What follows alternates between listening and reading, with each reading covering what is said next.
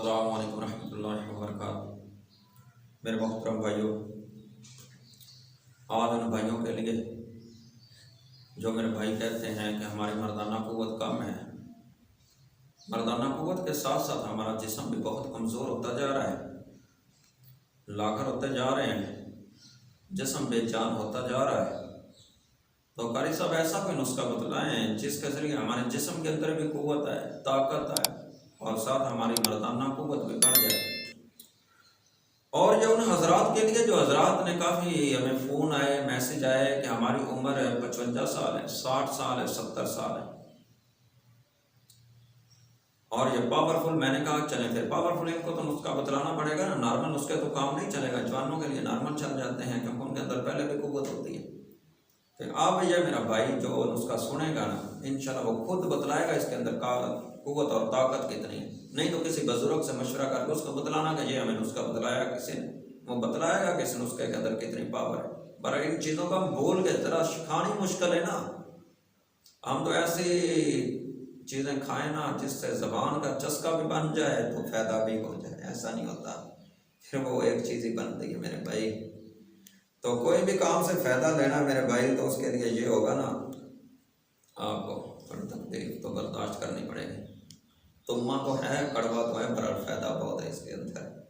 Injection لگتا ہے وہ جسم کے اندر داخل ہوتا ہے، تکلیف ہوتی ہے پر فائدہ ہو جاتا ہے۔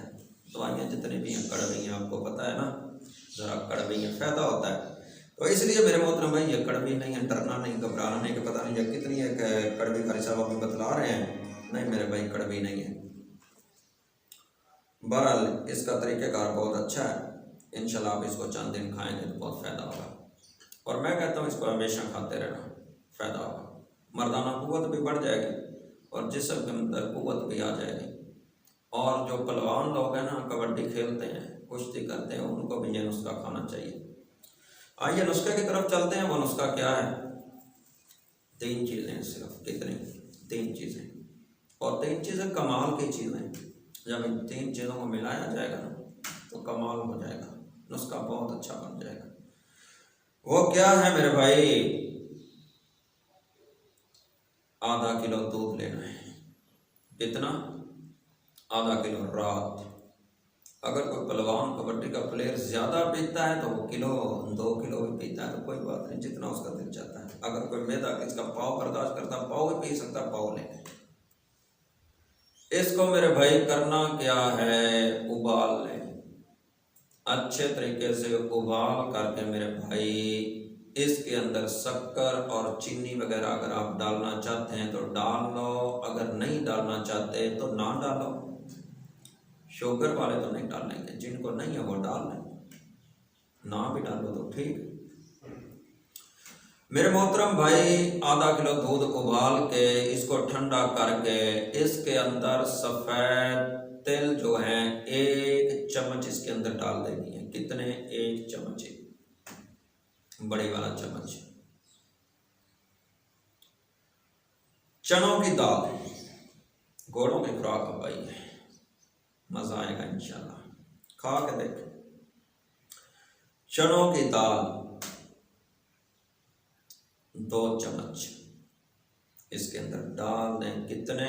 2 چمچ چنوں کی دال کچی ڈال دیں، بھنی ہوئی ڈالنی نہیں، چنوں کی دال کچی ڈال دیں۔